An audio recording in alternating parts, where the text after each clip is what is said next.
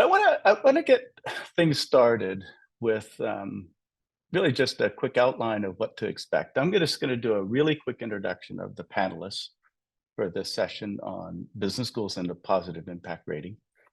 I'll do also an equally brief introduction to what we're going to talk about, and then we're going to move quickly into a conversation. So we're going to talk with the panelists, but I want to just let you know that we welcome you to engage, join the conversation initially through chat. So please do post your comments and your questions in the chat. At times, I may ask you to not only unmute yourself, but get visible and ask your question or pose your comment, depending on how it goes. It's a little large, the group, and we'll probably get a little bit larger at the but we'll do our best to see how we can engage you in the conversation. So this session is about the positive impact rating and how business schools are thinking about it, both the opportunities and the challenges. We hope you'll learn a lot from our guests who represent not only different schools, but different countries. We have panelists from Peru and South Africa and India and Portugal, which is sort of typical for GBSN. I think you all expect that we like to have this global diversity in everything that we do. I want to really just start by, again, a brief introduction of the panelists. I want to point to Jill. Jill Bogie she's the director of the Gibbs Sustainability Initiatives. Gibbs, for those of you who don't know, is the Gordon Institute of Business Science. It's based in Johannesburg, South Africa. It's a great school, as all of our schools, either double or triple accredited. In this case, Gibbs is triple accredited. She champions the PRME initiatives on campus. She also teaches strategy and strategic foresight and sustainability. And I think, what's interesting about our panelists, it varies, of course, but Jill, like others increasingly in business schools, I think comes with 40 years of experience across business and different industries, as well as levels. Of those 40 years, 25 years at the executive level. So welcome, Jill. We appreciate your willingness to join us from South Africa. Snehal Shah from SB Jain IMR. That's the IMR is the Institute for Management and Research. Snehal is the Associate Dean for Academics and Research at SB Jain IMR. She teaches and does research in OB and HR, including leadership and cross-cultural integration, for example. And she also has 20 years of experience, not only including academia, but also industry experience, including consulting. So welcome, Snehal. It's nice to see you. Sandro comes to us as Associate Dean for Positive Impact. I think it's important to throw the positive in front of that. I used to talk about this at times, about how impact isn't always positive, but it's great that you're able to join us as Associate Dean for Positive Impact and Associate Dean of the MBA at Centrum PUCP. We use a lot of acronyms, as you know, but PUCP is Pontificia Universidad Católica de Peru, if I get that right. That's great, yeah. Sandra has 2 doctorates, one from Maastricht, if I recall correctly, yes. Another GBSN school, but also from PUCP. But his original love, perhaps, and continuing interest, I'm guessing, is an industrial engineer. Is industrial engineering. Welcome, Sandro. And then Susana Santos, the Sustainability Officer in the Department of Sustainable Impact at Nova, SBE, which is School of Business and Economics in Portugal, which was a great host for GBSN conference in 2019. It's great to see you, Susana, and welcome. Susana coordinates the school's efforts towards carbon neutrality. And what I think is important, I hope in this discussion, that's not only including work within sort of the learning initiatives, but also the outside of the classroom kinds of activities, these co-curricular activities, and her background's in social sciences and human rights. So welcome, Susanna. So let's get started. I'm not going to say a lot about the PIR, which you'll hear some people call the PIR. I call it PIR because I'm, I guess, old school, but some people will call it PIR. I'm not going to say a lot about it. Let me just point out three very important things. One, it's a rating, not a ranking. Number two, it's broadly concerned with sustainability, CSR, ESG, right? This broad category of things where business schools are trying to do good for society and not just for business. And then three, at the moment, and its beginnings, it's really focused on student feedback and student surveys. And we're going to build on that. You're going to learn a lot more about the PIR as we go. But I also think it's important to disclose something. I've been around the industry long enough so that I was engaged to some extent in the inception of this, coming out of Rio Plus 20, which was a really important event. I guess what, 2012-ish, and also I've been on their advisory group and currently sit on their supervisory committee. So I think it's important to disclose that I've been involved with the PIR as an organization for some time, and I think the mix of things that it's done already is important, and there's a really important future. So let's get started. I asked each of the panelists to think about a question before we started. Usually we don't have the same questions for every panelist, but in this case, I thought it was a good start. And it's sort of right there in the middle. We'll both work backwards from this question, but we'll also work forward. And the question I posed to get us started was, I asked each of the panelists to think about 2 or 3 things. Doesn't have to be 2 or 3 things. One is okay too. That their school learned from participating in the PIR, right? So it's one of those things that I always feel strongly about. The most important thing with any experience is, what do we learn from that experience? And I thought we'd just start with Jill. Jill, how about if you get us started with this conversation? Again, 2 or 3 things, but no more than 3 minutes, and we'll go quickly around the room and then we'll build from there. Okay, thank you very much, Dan. Gibbs, actually, 2023, last year, was our very first year of using PIR. And so the way that we had categorized for easy communication was, what do we have to improve? What was good about what students had to say about what we were doing, and what did they rate us highly on? They rated us highly on integration into programs, which was really quite a revelation, because although we've tried it hard, it was great to get that feedback, and high on developing responsible leaders. Interesting that we were good, but needed improvement on issues of governance, and that we do have a strong culture, but those were areas we could do better. And then on the areas for significant improvement was about reporting what we're doing and communicating both internally and externally about what we're doing on sustainability and things like any awards or recognition that we might have. So this has really helped us to focus our attention on what the students are, the student experience. And so I found those as to be my 3 points. Well, I'm so conscious of not speaking up too much time, so I probably have been very succinct. Oh, this is great. Could I just take one 30-second period? You hinted at this, but your biggest surprise, you said that you were very surprised about how the students rated you well on this curriculum integration. And were there any other surprises, though? For example, the governance or the culture. Were those surprises, or were those pretty much expected in terms of what students said? I don't think we had a huge expectation, because we've had no other means to ask this kind of question of our students. So we were coming off a a base of thinking that we were doing quite well in certain respects, but had no means to get any sort of Sure. funds from our student body. And we have no student societies or anything. So the whole process has been very revealing and very insightful. Great.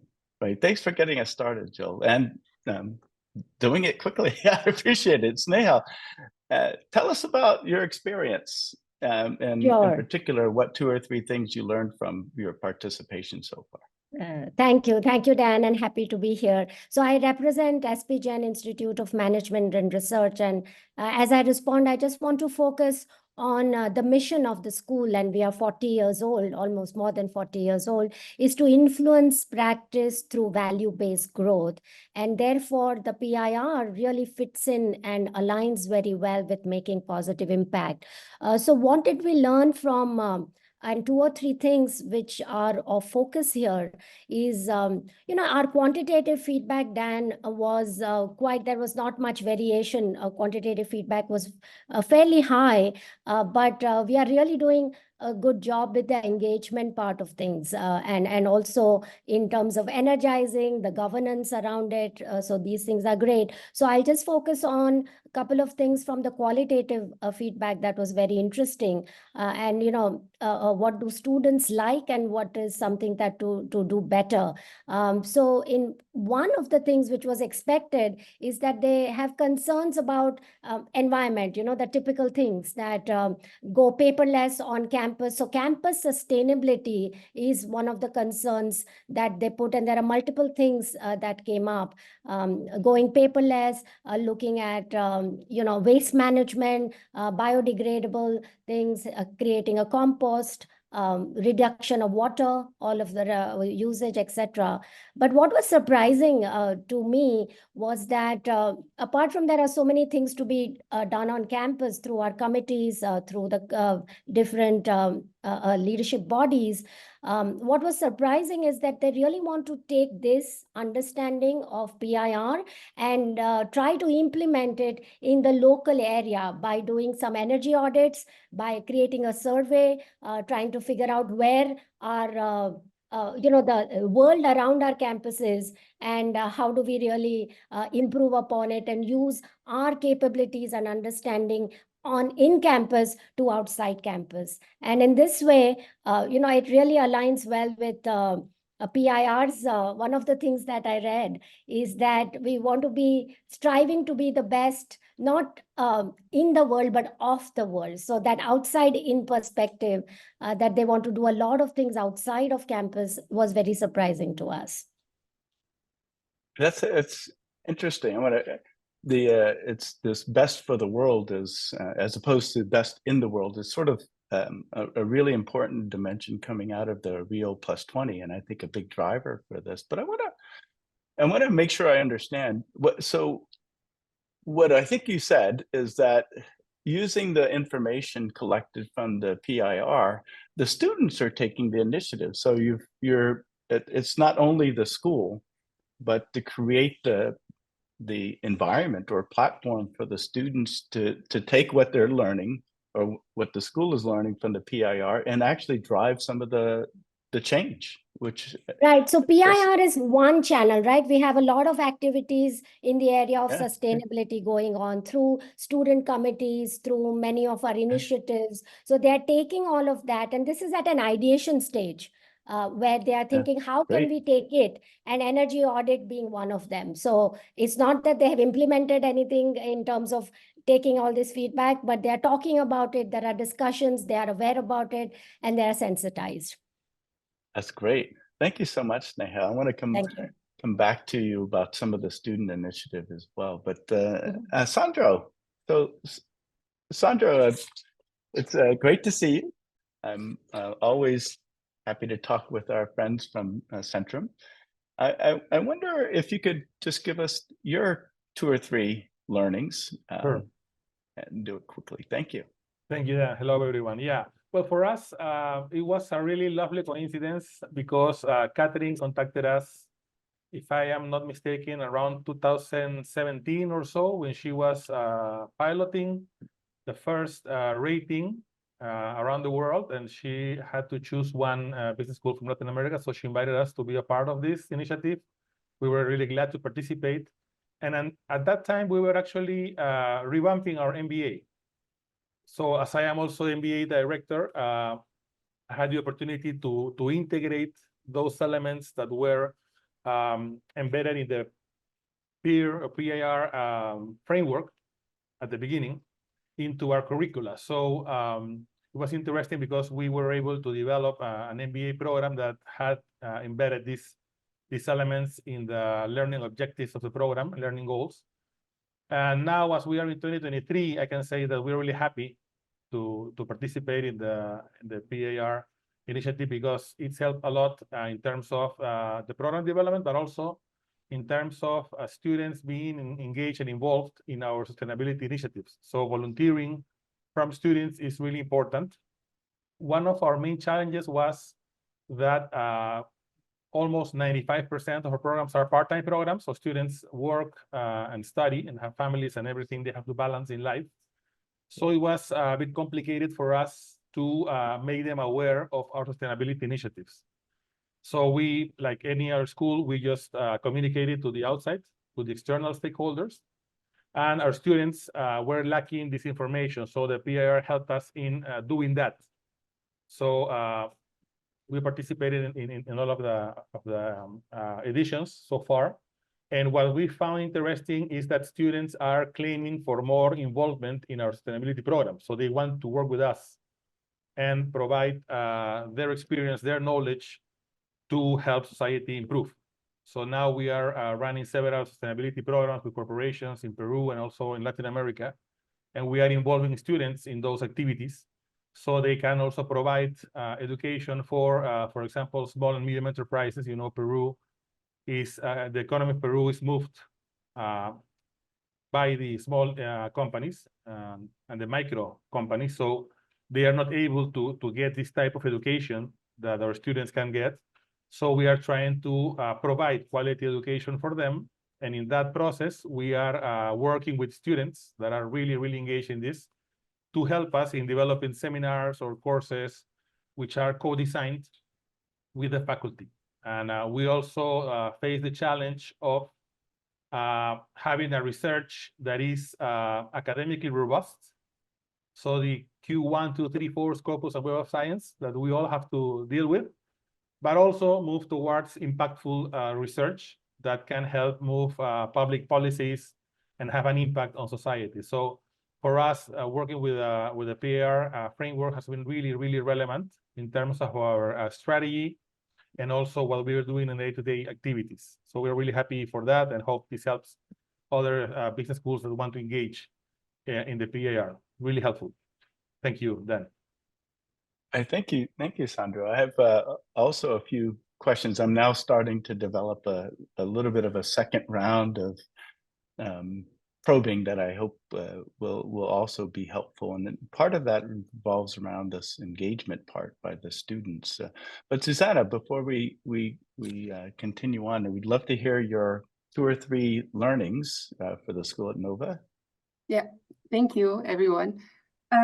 So I think in a similar way to what Jill had said, I think a lot of the things were new in the sense that we didn't have a standardized way of measuring before PIR, right? So I think that the interchange with students, it's always done kind of in an informal way, depending on which students are in a certain student club, depending on who's in a certain department. So I think it's very important to have kind of a fixed framework, fixed questions that are not so fixed, right? That can also be adapted year to year and reflect what's been going on, what's been changing. So definitely there was, I think it's important in the sense of installing that moment. At the same time, Sorry, yeah. Oh, okay, can I ask everyone to make sure you're muted, please? Thank you. So I think some of the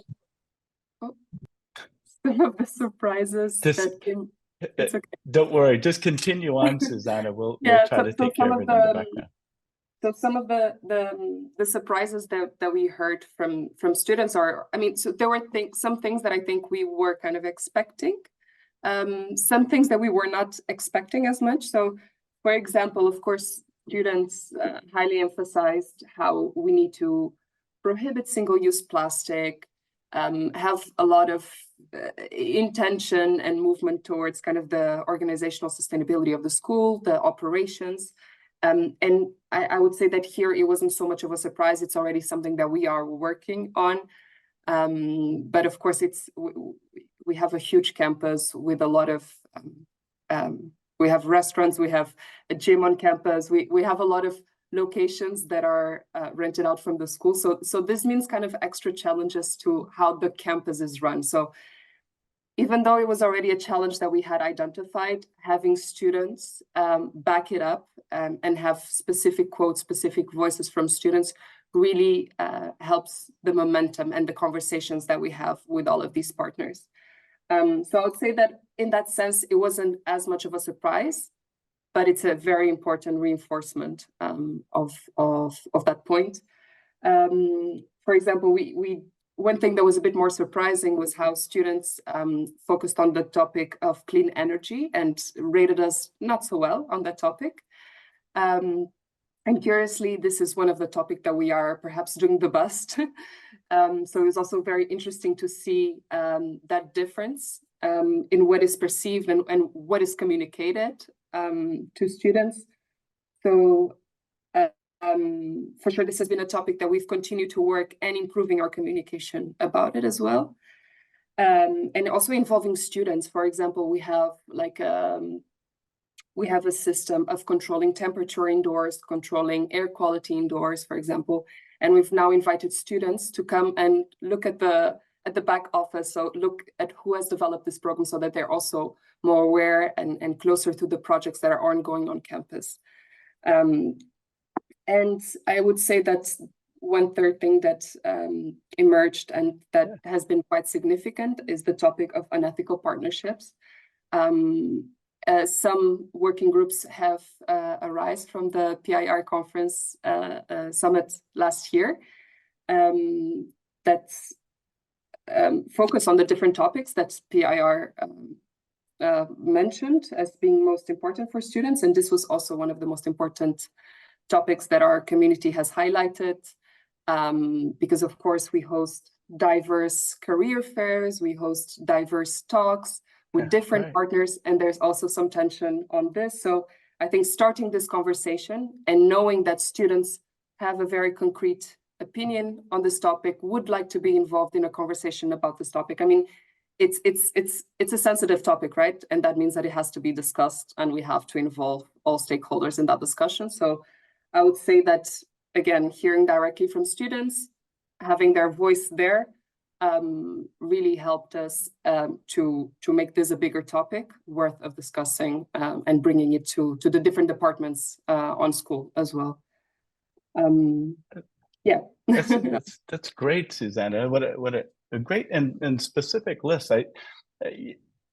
Thinking about some of the comments so far, and I'm leaving a few things out, obviously, but the emphasis I've heard so far is really on the internal part of it. How do we leverage the experience, the data, the feedback that we're getting to get better at what we're committed to, and it goes beyond that, I think, in terms of improvement, but it also provides, what I'm hearing, what surprised me a little bit was, I think, initially when we started, Sneha, you're pointing out that this also helps us to engage the students, right? So it's a sort of reinforcing mechanism, but your point, Susanna, it goes even beyond that. It's about accountability, right? Because if students care about X, Y, or Z, and we're thinking about what they value, we want a channel through which we could understand how we're doing on this, to maybe even pick up on some things that we're blind to, perhaps, that the students see. So this is really interesting so far. I want to talk a little bit about the external piece, though.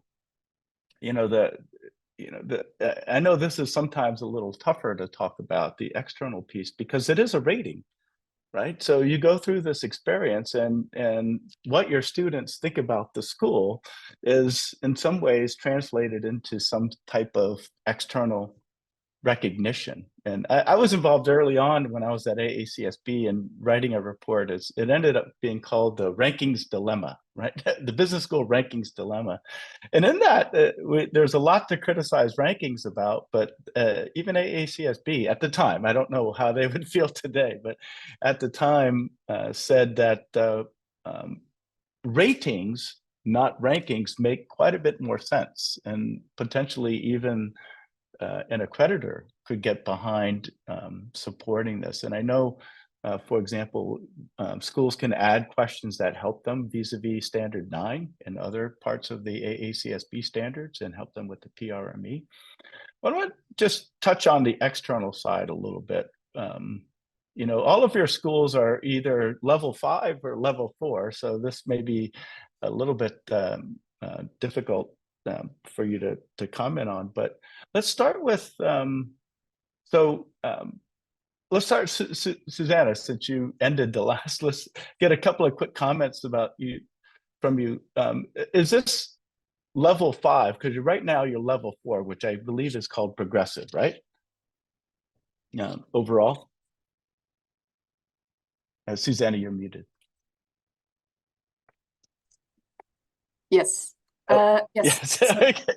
No, it's okay. pioneering is level 5. We have Trans- Katrina in the background to correct me. So Transformative. level 4 is transforming, right? And level 3 is progressive, but you're in level 4. Is the external piece a big driver for you? I mean, is the pioneering part something you're striving for, or is it really just a mechanism for you to improve? I think they go hand in hand, right? It being, if it's something to strive for, it's also a mechanism to improve ourselves.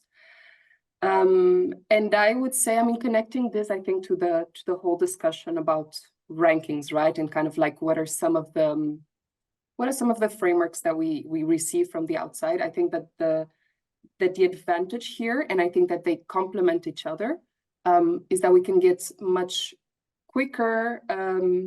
We can get much more quickly at certain topics that are sort of surfacing, right? The discussions among students, the discussions among people, and it takes a long time for some of these topics to crystallize and be included in rankings considerations, for example. So I think this gives us a good advantage and a starting point in moving towards certain considerations that probably in a few years rankings will also be paying attention to. And we're already starting to see this trickle down. And I think having this early onset communication with our community about them and hearing directly from them, it's important, and I think also helps us in this external relation. Yeah, that's interesting. Many of the rankings would, for example, care about what students are saying as they graduate from programs. This gives you an early indicator, but also perhaps some acceleration of your efforts that may take a little bit longer if you're gauging your efforts, for example, on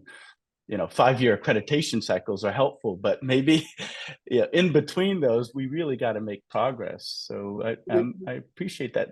Sneha, I want to go back to you because you really picked up on the student interest. And one of the things that's been curious about the positive impact rating, and I've seen it, I've seen the way students generate enthusiasm on campuses in India, right? So this is a really important thing. And, I see it in the DNA of schools. But if you look at the pioneering category of the most recent rating, I think there were, I want to make sure I get this right. There were 5 Indian schools, 1 based in Hong Kong, and I'm going to go back to you, Sandro, the other based in Peru. Right. So, when you think about the experience, the long experience of European schools, when you think about the valiant attempts of American schools at making this work within a different context, but the Indian schools have excelled in this space. And I'm wondering if you have any, I don't know, suggestions about why this is the case. That's right. So 5 out of 7 in the pioneering are from Indian schools. And it's absolutely, you'll have to understand the global South context, right? There is so much to do. There is so much that is required. And, we are trying to create these sensitive and responsible managers and leaders of tomorrow, right? Who are thinking about equity and justice. So I just take you back to even the whole Indian way of doing things. Community development and community outreach is really, which is in our historical roots. And therefore, the Indian institutes that you see, they are really, even it is in the student DNA, it is in the DNA of the institutions, which is pretty much we are living and breathing. How do you really reduce the inequity and forward the justice aspect? Because there is inequity places, there are so many things to do. So in all of that, the students see that, right? Students see our commitment, and therefore students reflect that in the scores. So it's basically ingrained in our system from childhood that you need to, community comes first. So it's the whole collectivism part of things that is really driving these kind of 5 out of 7 from India. And of course, there is a lot of social impact focus that institutions are working towards. So it's the leadership, it's our historical roots, it's the political climate in the last 10 years who are driving all these initiatives. So I would say it's a confluence of 3 or 4 big macro environmental factors that is making us strive towards sustainability as our main focus. That's great. Sandro, do you have anything to add from that, from the Americas point of view? I realized South America isn't, it doesn't have the same experience as we've had in North America, but there's some similarities. Can you tell us or build on things that Sneha has said about why do you think in Peru you're not only because of things that the school does, but maybe there are some contextual factors that play into how you've been able to build programs in Peru? Yeah, sure. Thank you. Well, I was just listening to Snehal, and I was just reflecting. She was describing Peru because the political unrest, societal unrest, environmental issues, there are so many issues we need to tackle in terms of moving society forward and also dealing with environment, that there is a lot of room to work on these sustainability issues. We just realized that we were doing that, but we were not doing that in a way in which impact was being seen for our students. So once we began with the PIR framework, working on making it visible for our students, we got this surprising engagement from them that willing to work on these issues, and them realizing that by learning what they learn at our school, they can actually make a change for our country. So our strategy moved from trying to be one of the best business schools in the world, back in the late 90s or so, to be the best school for our country. That's what we want to do now. So we want to focus on the issues that we have in our country at hand, that we can see every day in the news, and we have the capabilities to do so, and our students also can leverage on their capabilities to move society forward. So saying that, maybe that is the case why we have had this success in terms of being a pioneering school, because there is a lot to do here. And tying it then to what you were asking about external impact of the PIR, we just went through the EFND EQUIS accreditation or reaccreditation last year. And for us, it was like a proof of fire, because we were trying to see how this has helped us in terms of sustainability issues for the accreditation. And luckily for us, and really happy for this, PIR played a really important role in our result as above the standard and sustainability issues for the EQUIS peer review team. So that confirmed that we are on the right way, towards generating positive impact. So I would say that as we have a lot to do here in Peru, our students recognize that. They recognize that we are not only providing quality education for them, but also a platform for them to change what's going on in our country.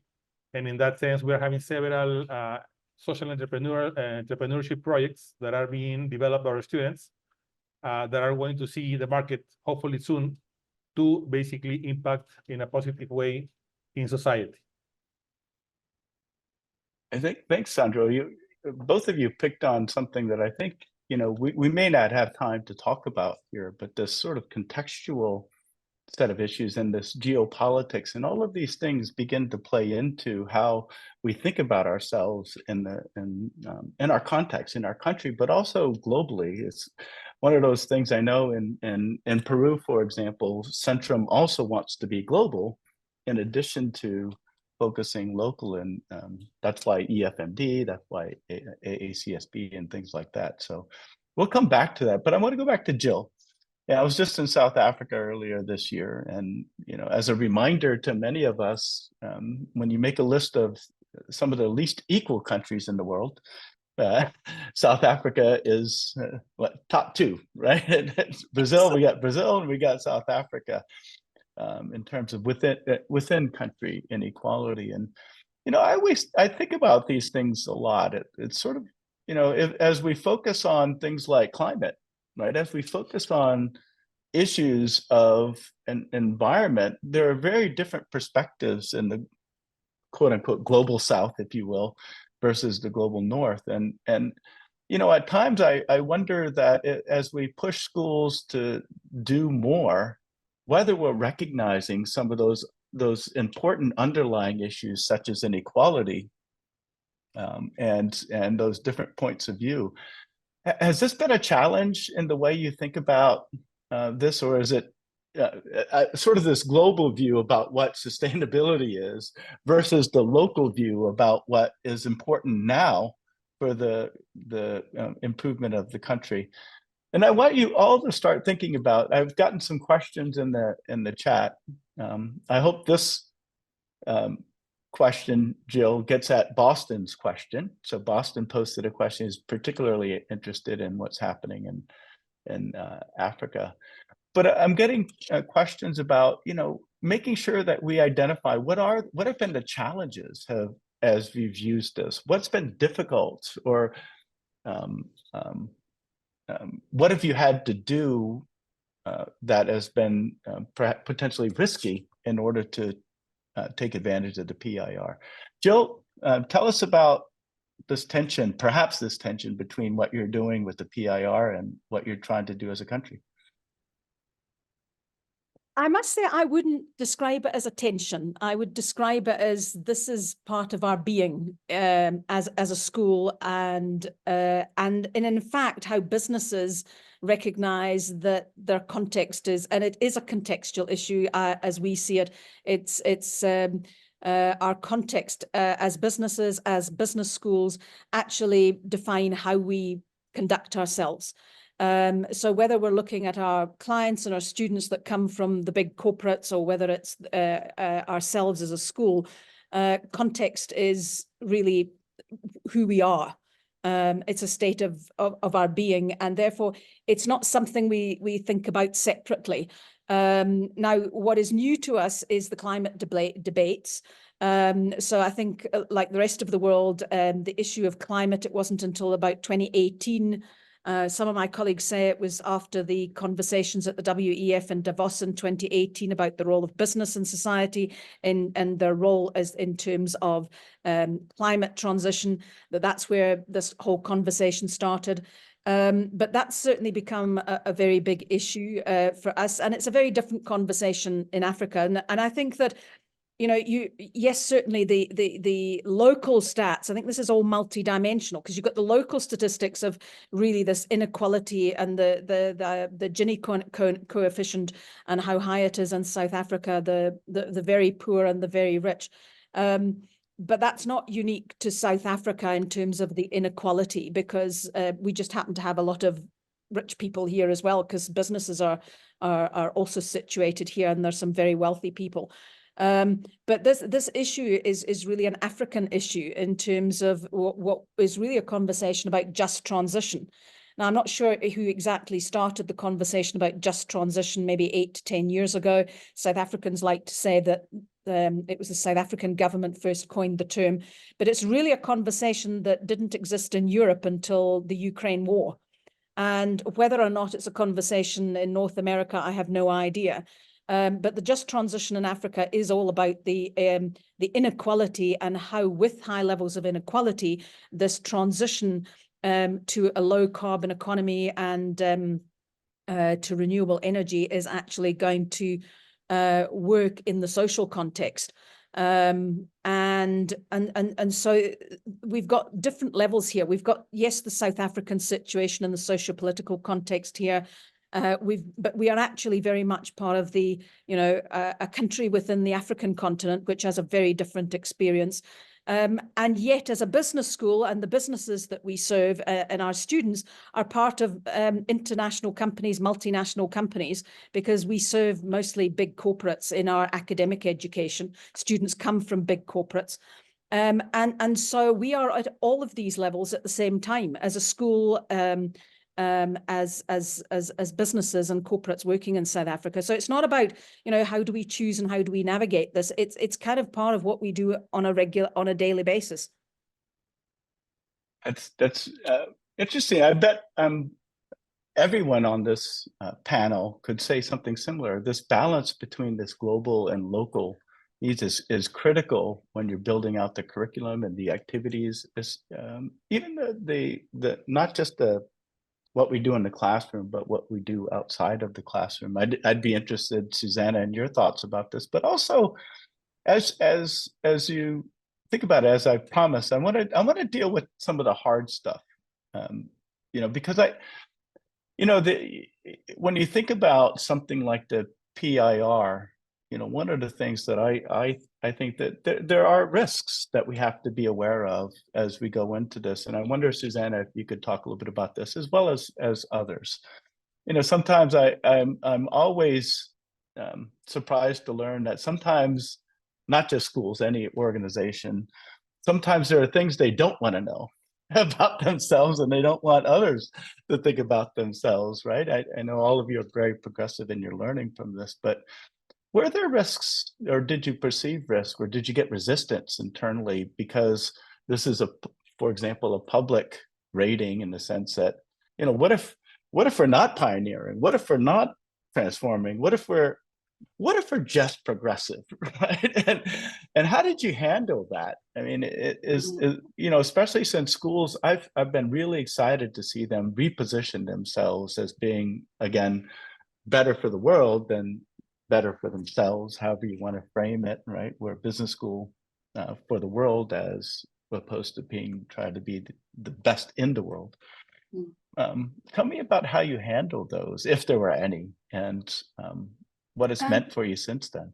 Yeah, I think it's, I wouldn't say that I faced a lot of that we faced a lot of resistance. I mean, we do face resistance, but I feel that it just has to be handled very carefully. I think it has to be handled kind of on a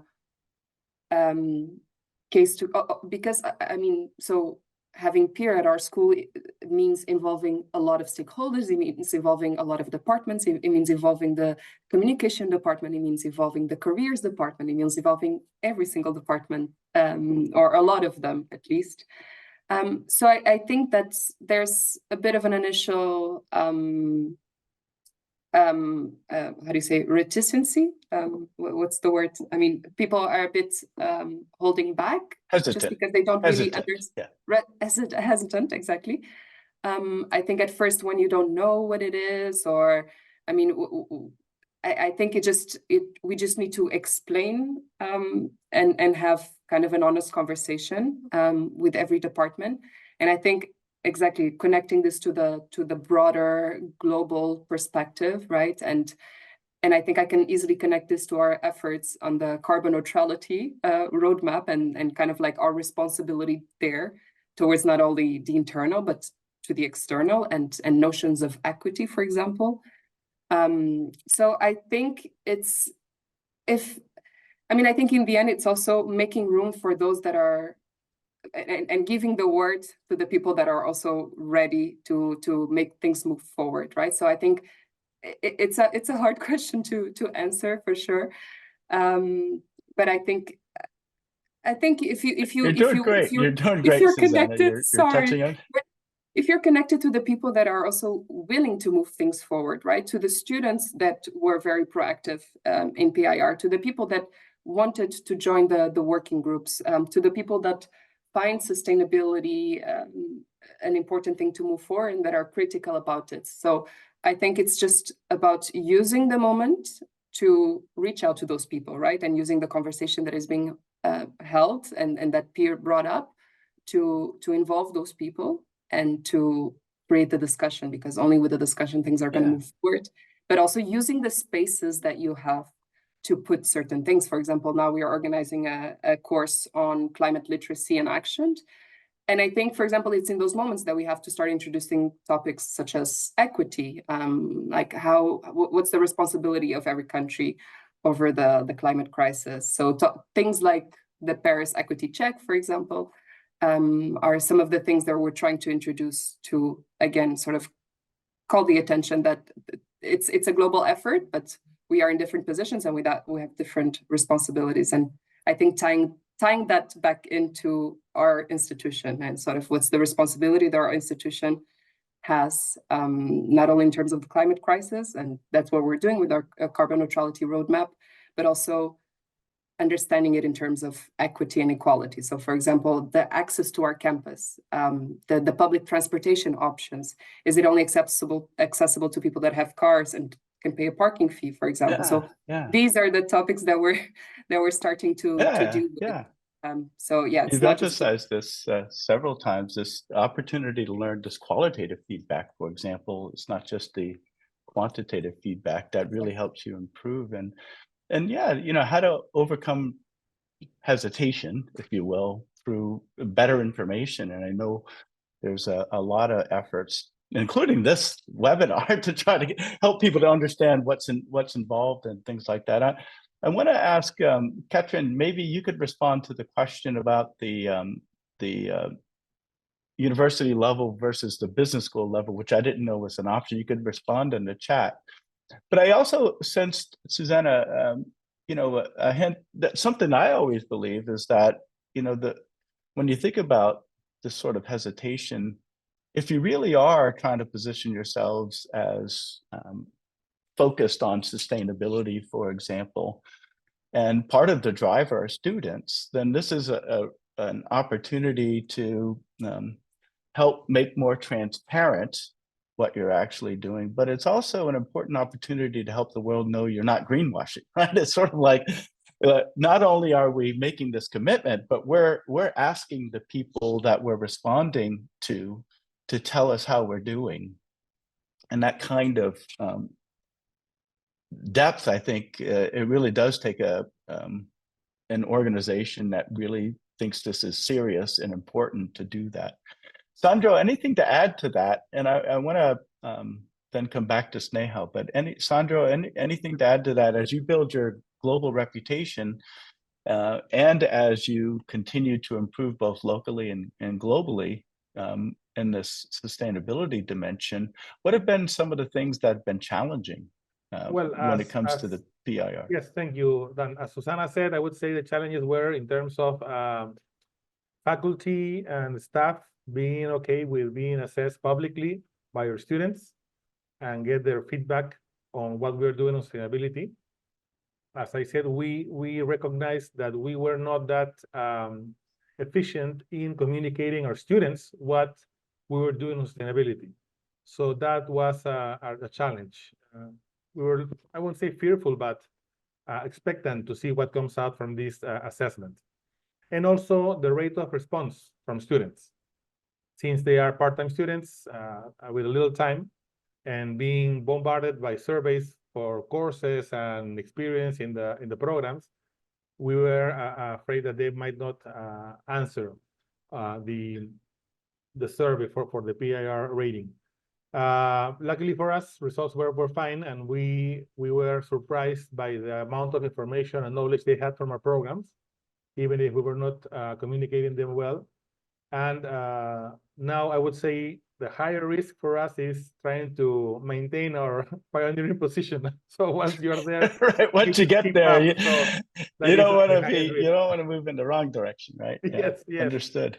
Thank you. Yeah. That's great, Sandra. Thank you so much. Sneha, there's a question in the chat I'd love for you to Yes. address because I think this is especially important in the Indian context where I've seen the strength of student clubs as a very important part of this experience. Can you Right. respond to right. Mary's question? Mary's from the Johnson School at Cornell University. Yes, I would answer that, this is what we are really unique about, and perhaps that's one of the reasons for our pioneering level is that we have a lot of those which are non-classroom initiatives. So we have a 3 or 4 pronged approach, Mary. One of them are those student clubs. So we have a sustainability club, we have a center for innovation and sustainable development, which is also looking at many research work and thought leadership aspect to it. So there is that club, that is one perspective to it. But our students go on a social internship for 5 weeks as part of their curriculum, where they try to look at the challenges from the grassroots to understand the sensitivity and apply their management principles. And this is going on for 30 years. So Dan, just to link it up with the earlier question that you have, we were not concerned that the students won't rate us quantitatively. The biggest challenge and the courage that we need is to whatever they say that they are hungry for in terms of do this, do that, how will we implement all these things? And while we try to implement this, the mindset change is something that we are really trying to figure out in a variety of ways how to do that. Because Dan, in Global South, even the word sustainability, the narrative of sustainability is so different. Say just one example, if you're talking about usage and reducing water, for example, when they go for another non-classroom activity where they are mentoring urban slum underprivileged kids, the place where they go, where they are staying, they don't even have running water. So in that sense, the contrast of what is outside, where they get this social sensitivity and what they are trying to do, even the concept of sustainability is so different, whether you are going into that local context. So this has really given us a platform to showcasing our non-classroom initiatives, our experiential activities, the students and their entire through the 2 years, the kind of activities that they do to understand really all of this synergistic things coming together. So mindset change, understanding sustainability, and really driving these non-classroom activities has, and then PIR, how do you synergize the PIR data to implement is the challenge, at the same time an opportunity. Great, thank you, Sneha. This is great, but we've covered so much territory, but we've also exhausted just about all of our time. I want to give each panelist literally 20 seconds to say any final remarks.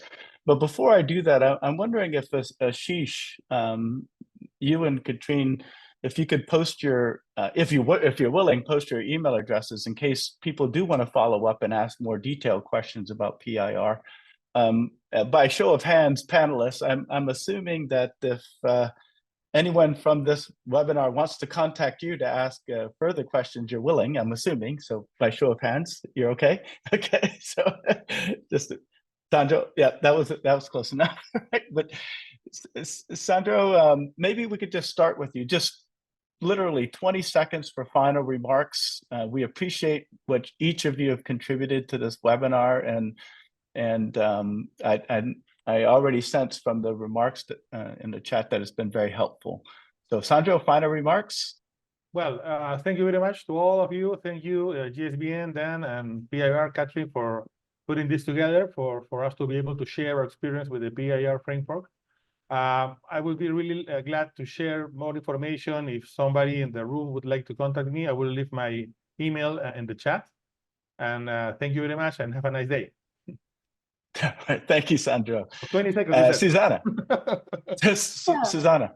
I think I also want to thank everyone for taking the time to be here. I want to thank PIR for the amazing work that they've been doing, and I think also like centering youth's voice in what is happening, right? Giving them the room. They're the ones that will be here 60, 70 years from now. They have a high worry about what is to happen, and I think we only have to learn from it and be open. So I think PIR is an amazing opportunity, and I invite all of you to know more about it. Thank you, Susanna. Sneha? I would like to say that PIR has given the students a tool to become change agents. And they've shown it in a variety of ways. There is a lot to do, but it's also given us a global platform. So thank you, PIR, thank you, GBSN, and thank you, the audience who has come here today to listen to us from different perspectives from the world, and would be happy and available if there are any other questions. Thank you so much. Thanks, Neha. Jill, we started with you. We'll end with you. Final remarks? I try and keep it short and sweet. I think the key thing that much of this conversation has indicated is that addressing the social, environmental, the governance issues, sustainability, the economic in the same that we have to navigate is multidimensional and it is contextual.